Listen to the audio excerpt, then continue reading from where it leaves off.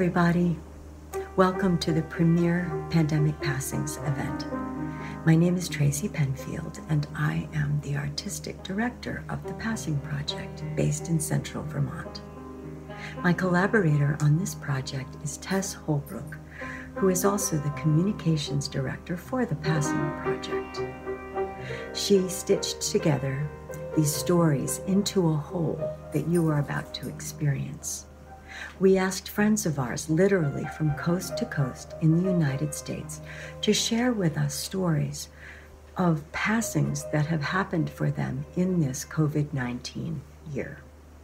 They are not necessarily about death by COVID or even about contracting the virus, rather about impactful experiences and transformations that have taken place due to isolation, aging, illness, introspection, free time, and in some cases, the passing of a loved one. We hope you will be inspired by these pieces, moved by them, and perhaps even want to participate. We intend to post pandemic passing stories on our website in the months to come. Visit that website to find out more. www.passingproject.org. Thanks for joining us.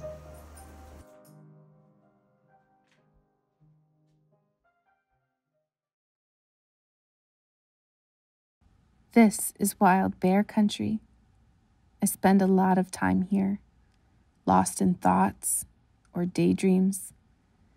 And this is the perfect place to introduce two remarkable women. One is my great-grandmother, whom I only met recently. The other, a grandmother to me in her own right, gave me cherished memories throughout my childhood. Let me tell you our stories.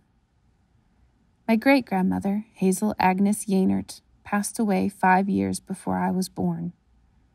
Until recently, I had very few stories of Hazel, or Mama's as she is known in our family.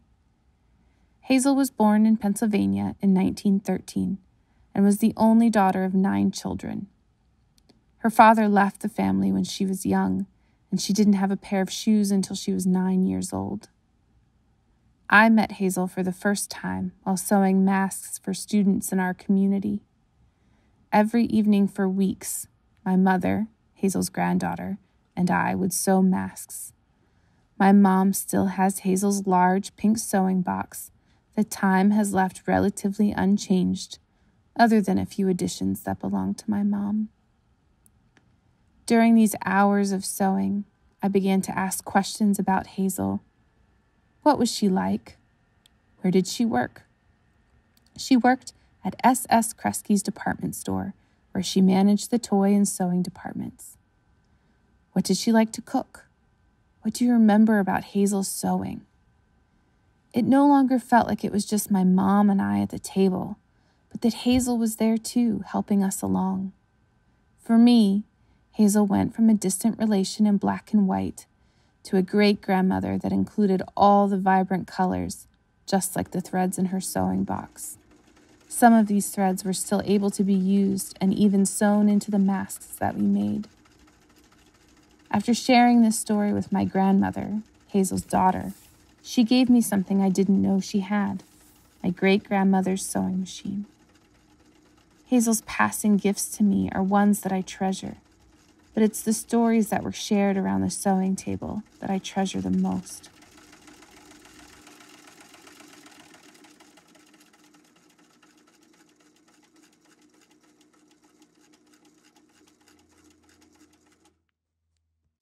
While I only met Hazel recently, I was blessed to have a bonus grandmother in Laura Evans Jones.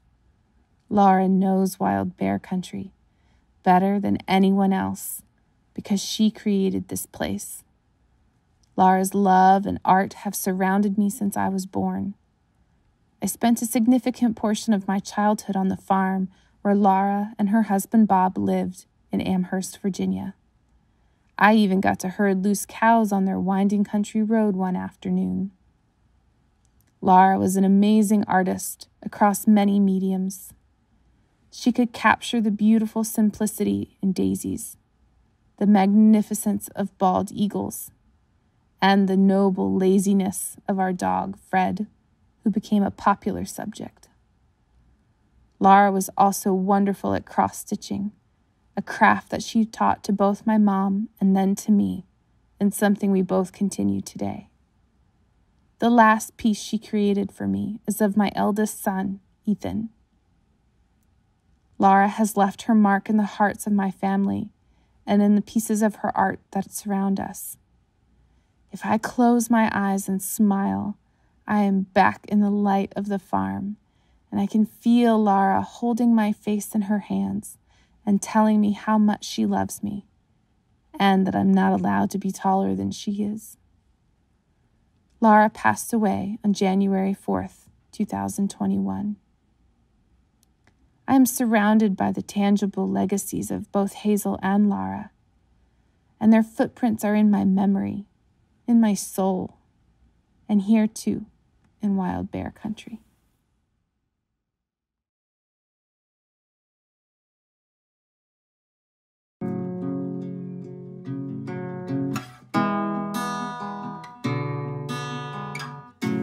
Yeah, well, my grandma passed in September, and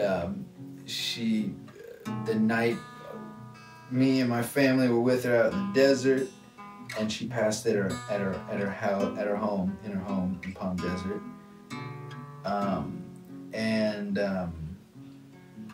the night before she passed, she had been dying. We knew she was dying. We accepted the fact that she was dying, and we started giving her morphine to help her with the pain. So we had accepted she was dying, and it was 3 days, whatever, however, 2 days or 48 hours, 24 hours, whatever. But anyways, that last night, that before she died, when she was kind of slipping away, as they say, that I, in bed, got sick with a fever and started having terrible body pains, and was moaning, as in a similar way that she'd been that week. And what I thought was I was going through some kind of spiritual,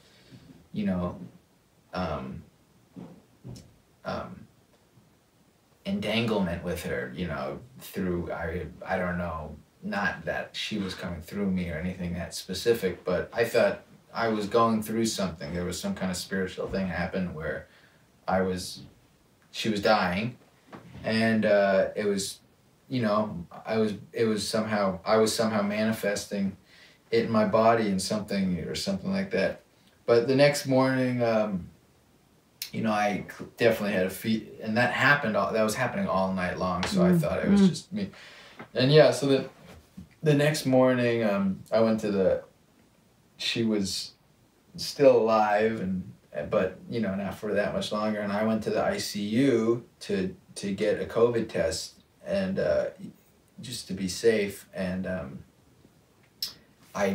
they said I have COVID, and then I walked out to the car and whatever, and I got the call or the text message, I can't remember, or both or whatever, that she passed. So with that a minute ago. So yeah, so I probably received that news at the same time that she passed. So that was kind of a coincidence of timing, of just, and then it turns out everyone in the family, all 15 of us plus the caretakers and the caretakers' family, everyone had fucking COVID. So it was, so yeah, my grandma had been in the hospital the week prior, and she got tested for COVID and didn't have it, but it seems maybe more likely now, considering everyone else had it, that she too would have had it. Oh, I got it way worse than my aunt or my mom. I got it the worst out of everyone. Mm-hmm. Yeah, my brother's asthmatic, really asthmatic. He got it, but not as bad as me. Mm-hmm. I'm fairly healthy, I'd like to think. I got it real bad. Yeah. Real bad. I was in bed for 5 days. And the worst symptom being? It was all body ache. I couldn't, cramping, leg cramping, terrible leg cramping, terrible, I sweated a lot the first 24 hours, but after that it was less of that kind of fluish and more kind of, it was just kind of weird. Yeah. I can't really, I don't even really remember. I could sit up in bed after, day 2, but it was, or day 1, but, I was stuck to the bed, and it lasted, it's just kind of a draining thing. Yeah. And then you lose your sense of smell and taste. Which has it come back for you yet? Yeah, it came back, and then a month or 2 passed, and then things started tasting and smelling weird, and I have my sense of taste and smell, but there was a phase where it got really bad things, and that is common that it happens, and then it kind of got a little better, and then but it's still not. Yeah, it's still not. Yeah. It's not what it used to be.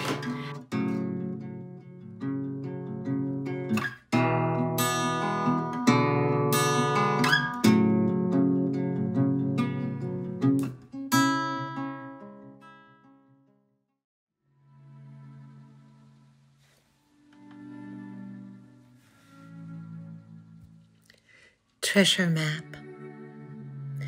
Are we now the sound of one hand clapping? Still the wrong voice of the husband, alone in the wilderness, no wife to correct him?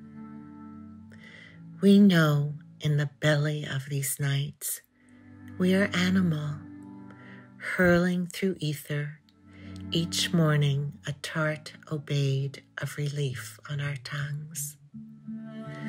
The cyclops of heaven show our houses illusions. Which of the 3 little pigs are you? Stick or straw, with brick more scarce?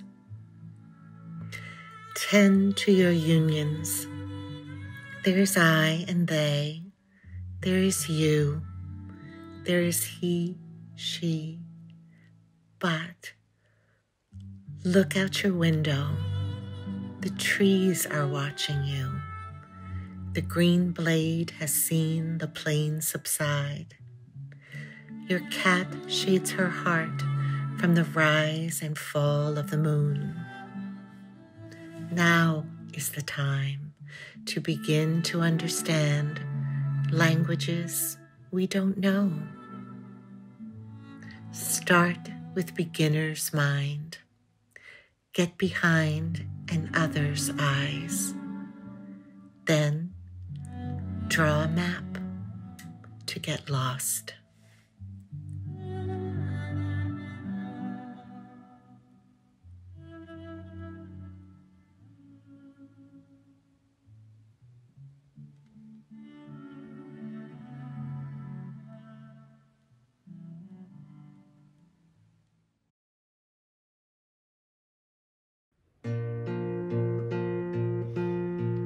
I can see your face, my friends, but I know when you are smiling. Only see your eyes when I pass by, so I know when you've been crying. In silence we all look away, all we can say's been said. Remembering your glance for years as I lie awake in bed. All the poets in the corner, writing verse and rhyme, and the dancers on this earth abound, their feet are counting time, and the weavers look the passing days, entwining lives like woven boughs on a carousel of springtime colors. The veil is lifting now.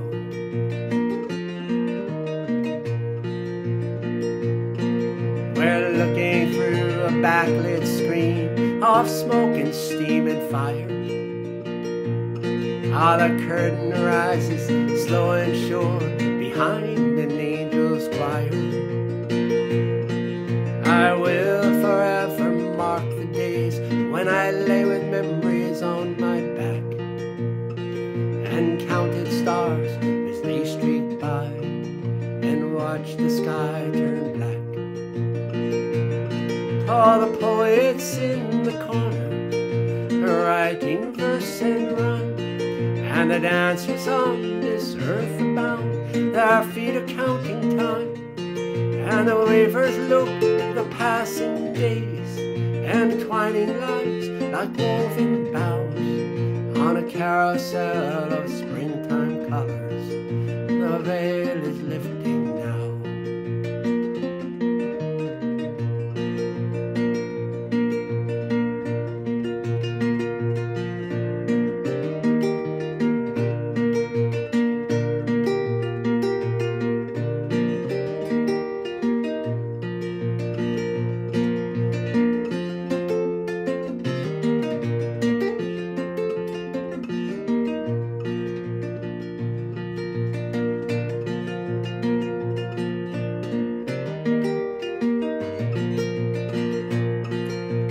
Raindrops dry in the sun, haze will rise and drift away,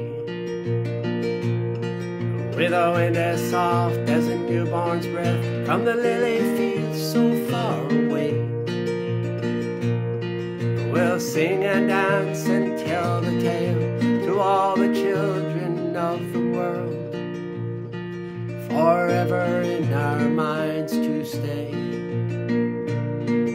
As the days and years unfold, all the weavers look the passing days and twining lives like woven boughs on a carousel of springtime colors. The veil is lifting now. The veil has lifted now. The veil has lifted now.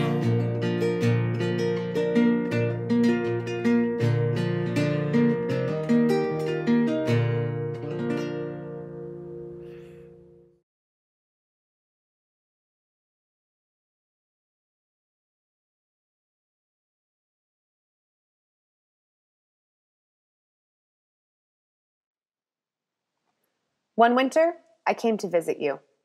The snow began to fall, thick, fast, and unrelenting, and I delayed my return journey by a day. It was just you and me in that house together. Later, you will tell me, I live through you. But I'm getting ahead of myself.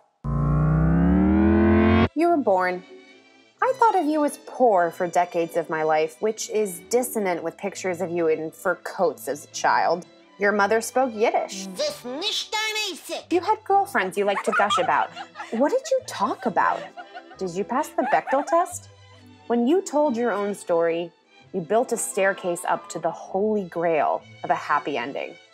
Met my grandfather, fell deeply in love with my grandfather, married my grandfather, hitched your planet to my grandfather's son. I was born. You flew to the heat-scorched Mediterranean country of my birth to cradle me. The greatest tragedy of our relationship thus far is that we do not live on the same side of the Atlantic. My mother did not speak Yiddish, but she did speak Hebrew. I had many good friends, and many of our conversations didn't pass the Bechdel test either. When I tell my story, I put down stones on a walkway through all the different places that meant something to me. Israel, Palestine, Ohio, Vermont, Rhode Island, Philadelphia. Eventually, it is observed that we are very similar, particularly in our bodies. Fat bottom girls, one of the first things my mother says to me when my tits come in is, "Don't look at me, those came from your grandmother." The greatest tragedy in our relationship so far is that you find in me a keen intellectual partner, and yet I don't look the way you want me to. I just wish you would brush your hair. You tell me this often. My last summer of high school, you shared that when you started going gray, you asked my grandfather what color he would like you to dye your hair. Let's see what you do when you're in my position, you tease me. That frigid day, as the snow fell, you were sitting in your mammoth, throne-like armchair, the New York Times spread across your lap. But you were sleeping. You slept so often those days. The night before, we were fighting about something, topic irrelevant, and you began to cry. I watched you with a mix of nausea and panic. Losing someone you've been tied to for over 40 years is an enormous blow, you said. Of course. The sun in your constellation. He was gone, and there was no way that I could understand that. At that time, the greatest tragedy of our relationship was that we had grown closer through tragedy. You came to watch me graduate from college. You were so tickled to see me wearing heels, my hair down, my lips wearing red. You were so confused at the multitude of colors in my friend's hair. Why does Janelle have green hair? You and I watched Gloria Steinem encourage me to think boldly, critically, strongly. I had many thoughts and feelings about Gloria Steinem, chief among them admiration. But I never asked you what you thought or felt. I guess I just wanted to respect that your life looked very different from hers. Somewhere along the way, I associate you with walking. We would walk together on the phone, I through the streets of Philadelphia, and you through me, while seated at your throne several hundred miles away. I just thought I'd go on a walk with you, I'd say. You'd ask me to share in great detail about my life. What kind of plays was I doing? What was work like? I reveled that your attentions were finally directed at the things I found important. But I did not share that with you. I also did not share with you that when I looked at pictures of your face when you were my age, I searched hungrily for my own face staring back. I wanted to look like you. Towards the end, you wanted to live like me. The greatest tragedy of our relationship was that by the time I fell in love, you were anxious instead of happy. He still lets you do all the things that you want to do, right? Lets me? I served you soup that day that it snowed. Was I wearing the snow boots you bought for me? These boots have outlasted you. I wear them now in an apocalypse. An apocalypse that killed you before you got to see the cascading losses of a crisis mismanaged. When I sat with you under the warm, glowing light of your dining room, sipping on soup and watching as the snow continued to fall out on your deck, you were wistful and nostalgic. You were grieving, I supposed. You were grieving the sun in your constellation. But when I fell in love, I also learned some new information. That the tragedy that brought us closer was not simply the tragedy of a man who died and left his wife behind. He left behind another woman too. And you to discover that when he was long gone.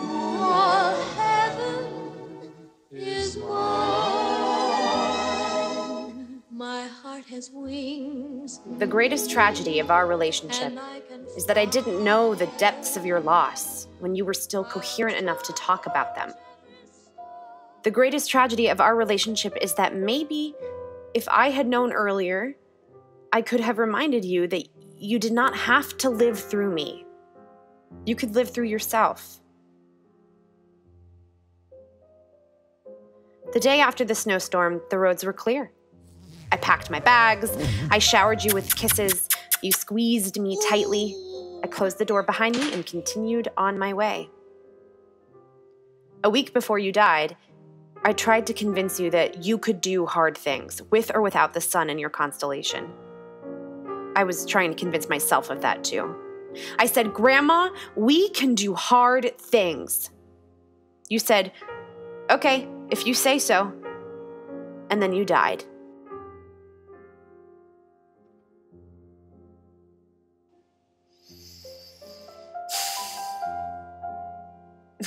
I'm trying to find a neat way of packaging all of this together, but I don't really think there is one. Only except that perhaps it is very hard to die. And so maybe you did take my advice after all.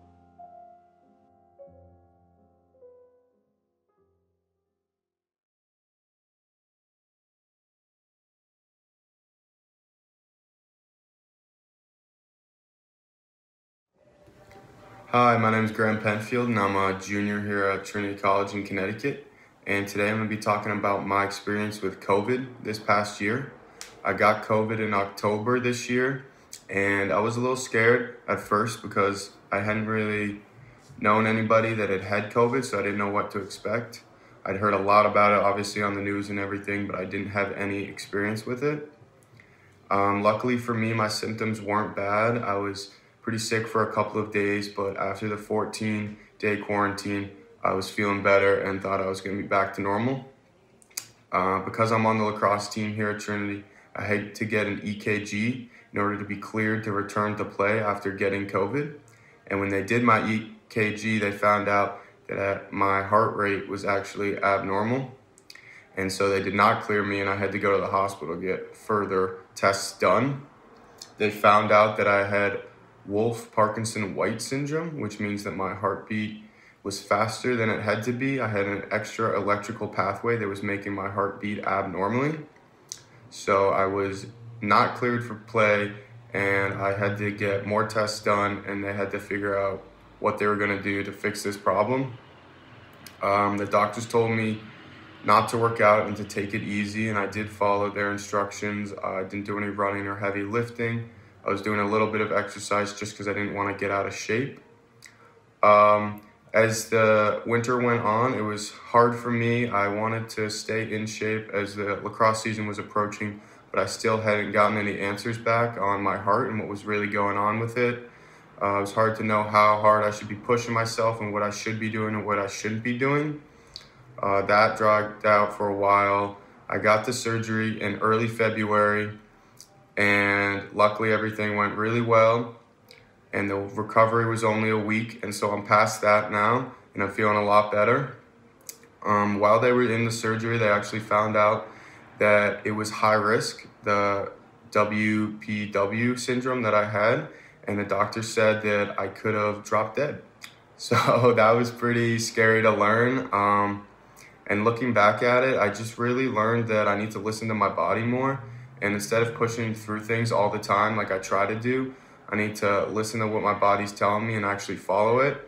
Looking back throughout my life, because I've had this syndrome my whole life, there were many times where I've pushed myself and my body's been telling me to stop. And really now, I'm just lucky that nothing serious had happened because something could have. Trinity under pressure is Burke.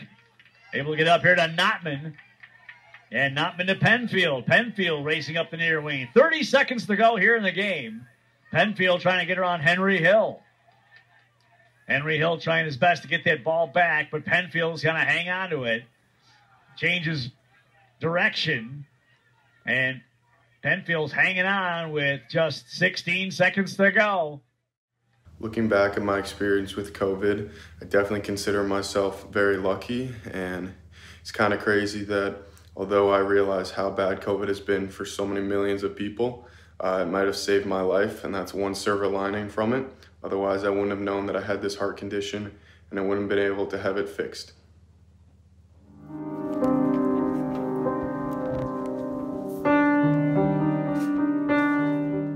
Well, we lost my father-in-law and my sister-in-law husband, and then my cousin. Wow. Yes, so it's until I know now. So for us, my husband's family, it's kind of like so close. We stay so close to them. My father-in-law and then my brother. How do you say that? My sister. Your brother-in-law. My brother-in-law, Yeah. right? Mm-hmm. Yeah, because when we went to Mexico, they took us, to have good vacations over there. So my kids grow with that. Yeah. And then now, so they are like, not even they are big now. So it's they can't believe it. So they are like, they say, Mom, we still think, he's there. Maybe when we go to Mexico, we think maybe we can see him, but not anymore. So they are like, they say, I can't believe it, Mom. It's really bad for us.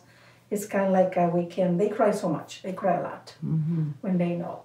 But My husband don't cry a lot, but he's like, I saw his eyes and pain and how he is now, because he lost his father. Yeah. And then he's alone now. He doesn't have mother, no father now, just brothers and sisters. Yeah. Mm-hmm. Yeah. Yeah.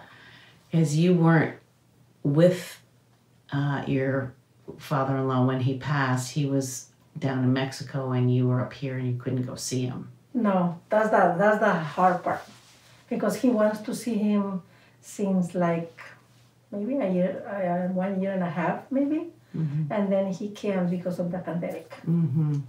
So he wish he can go to see him for the last time, but all these things, no, he can't, because he has high blood pressure too. He is in risk. So that's why he can't go. Yeah. So, and that was the hard time for him. You know, he can't, but the worst part is he can't express his feelings. Yeah. He's holding. Yeah. So I don't know. Now he's like kind of like I saw him. He's sad, a lot of sad. But my brother-in-law, he has cancer before. Oh dear. And then, but thanks God he survived the cancer a year ago. So then he was fine. But then suddenly he gets sick again, and then he can't hold it. Yeah. He can't. And then the more thing, you know, it surprised me, and I feel like really bad. It was my cousin, because he has his whole family right here in the United States, and then he went to Mexico, you know, to take care of his father-in-law. And then 2 weeks later, the father-in-law died, and then a week later, he died too. Oh my God. And he was fine. He was like no disease. He just retired. Like maybe not even a year, less than that, because he's been working for his whole life here. And then when he planned to retire, he went to Mexico because he wants to live like maybe some months over there and then come back.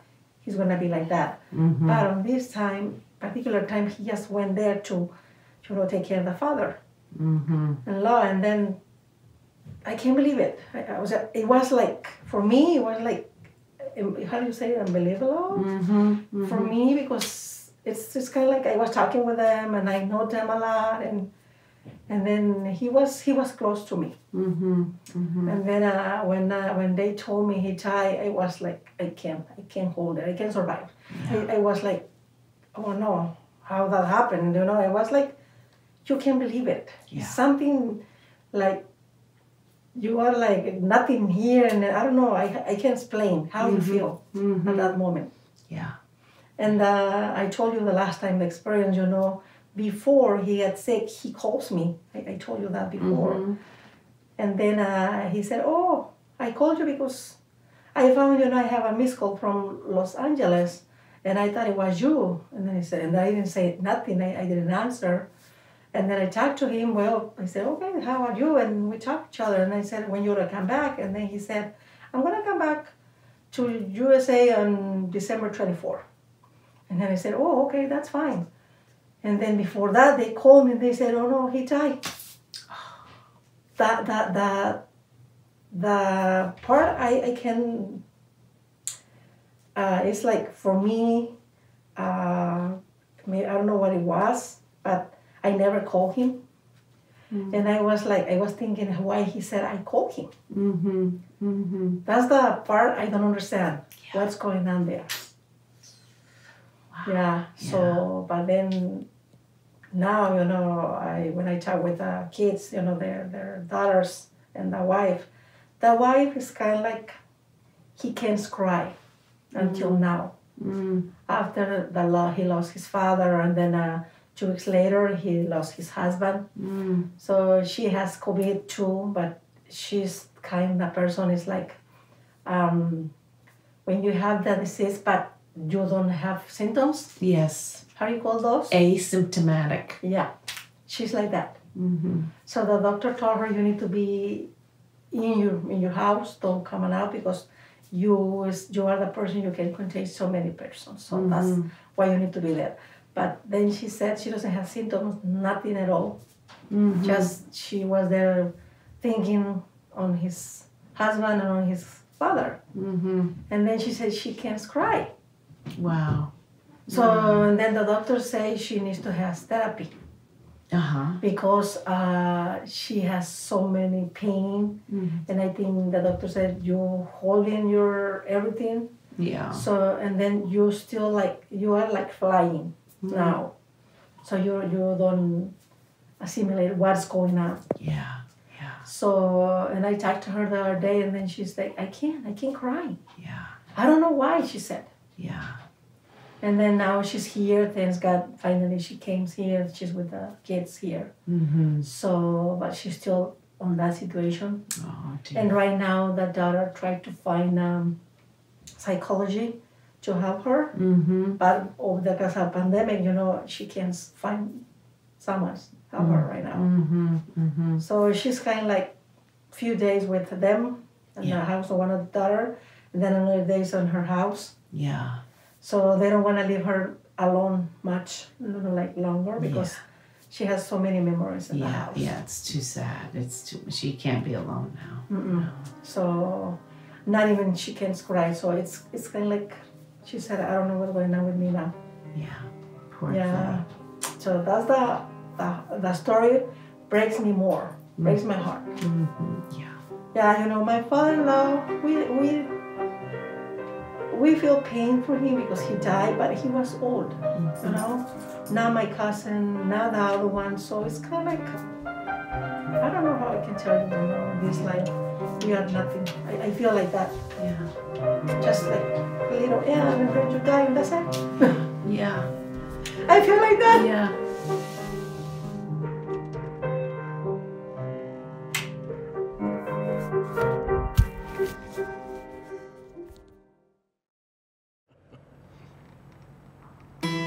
I'm lost inside my long-loved city, where good friends and lovers can be hard to find. With karma's eyes alight, ablaze and searching, somehow, some way you could read my mind.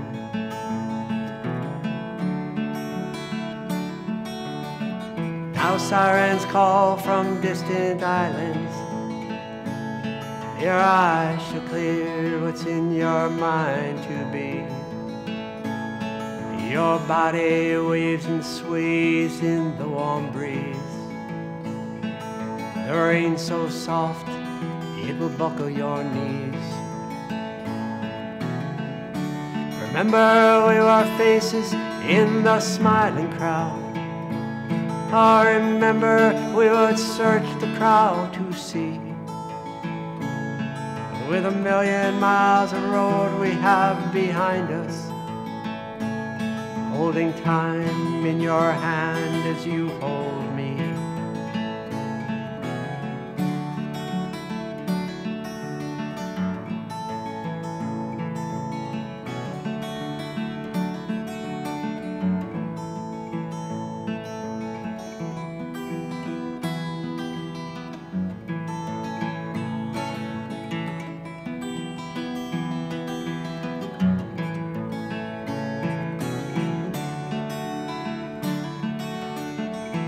Granite towers that rise will fall to pieces, with a conscious roar to sound off foreign shores.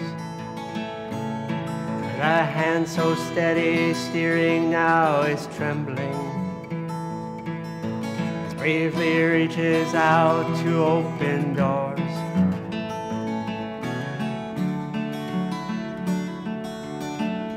No need to worry, none your guides will follow.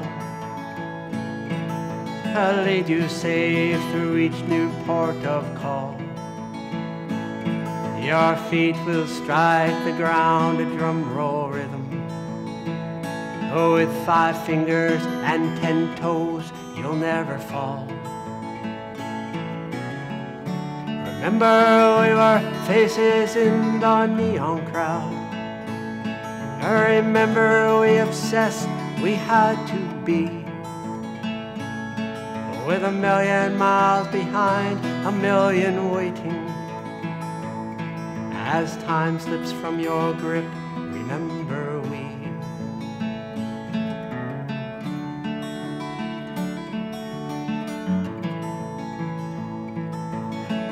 Million miles behind, 1,000,000 waiting. As time slips from your grip, remember we. As time slips from our grip, remember we.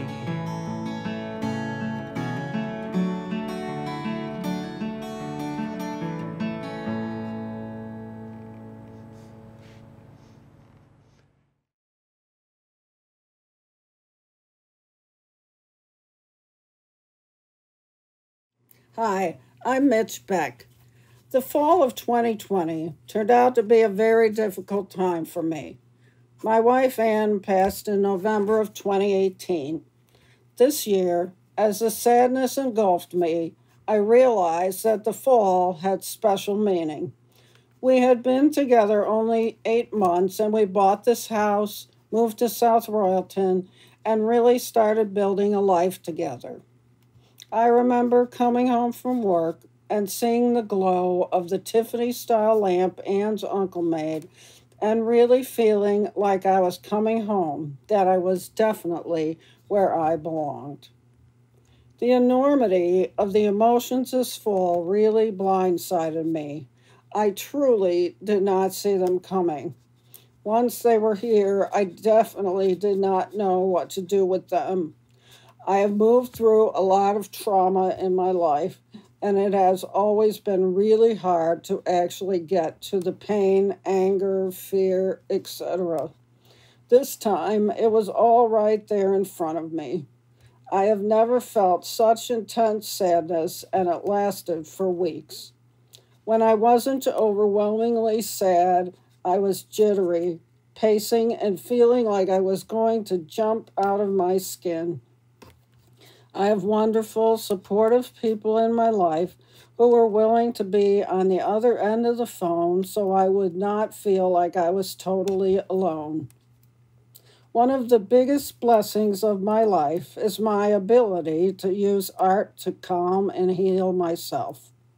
I was talking with a friend recently, and she wanted to know how all these emotions showed up in my art during this time.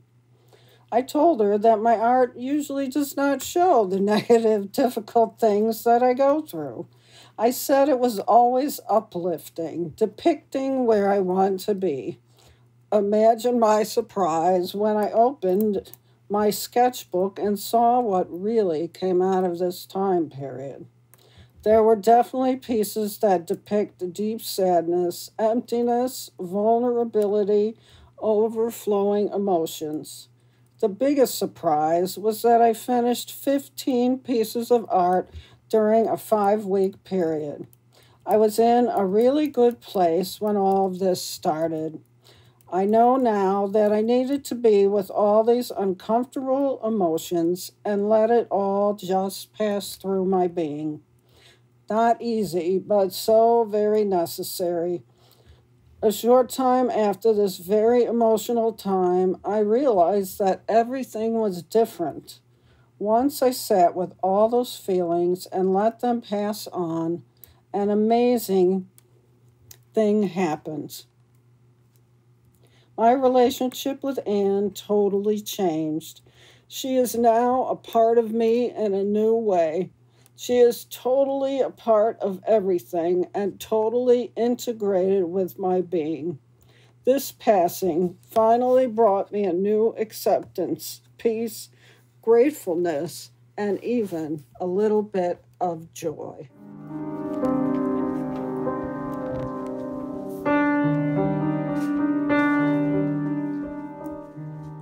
There is a rock up above our house, which I like to go sit on when I am upset. It makes me feel better, lets me be alone with my thoughts. I go mostly in summer and fall, sometimes at night after I finish chores. I will lie down on the rock and look at the stars. I listen to music on my phone or the nearby stream and the wind in the tall pines. The rock is in the goat's pen. It is surrounded by small trees that have grapevines growing in them, thorny shrubs, black raspberries, and thistle.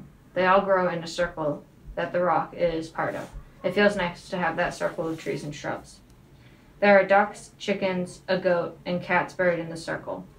Lilu, Smokey, the cat, Dusty, the goat, Sky, Clementine, the chickens, and then some chicks and ducklings. A couple of years ago, our goat Dusty died, and we buried him in the circle. I wanted to carve a stone with his name on it, but I could not find the right stone. As my mom dug a grave, a perfect rock came out of the earth. I used a chisel and a hammer for the first time, and it took a couple of hours to carve Dusty into the flat side of the rock. It is still there. The other goats, Arya and Bambi, will come to the grave and stop near it and stand there as if they feel Dusty's spirit. In 2020, during the pandemic, my mom decided it was time to put down our 16-year-old dog, Kara. She was with Mom before any of us. 3 sisters were born. Kara was having a hard time walking and was very weak. We took her to the vet, where they took Kara inside without any of us. Because of COVID, we could not go in. I did not like that. It upset me. We could not go with her. But then they called us around the back and put a blanket down on the grass and put Kara on the blanket. My sister Allie and I and Mom were able to sit with Kara and talk to her and stroke her and saying goodbye. It was peaceful. We decided to have her cremated so we could bring her ashes to our new home, where we will move this coming summer. My grandfather, Pop-Pop, died of cancer when I was only 3 years old. I did not remember him at all, other than going into where he lay at home to say goodbye. I held his hand and said goodbye, as my grandmother said to. After he died, my older sister Ariana and I and my cousin Izzy made drawings for him, and they were buried with his ashes up behind the home he shared with Nani, our grandma.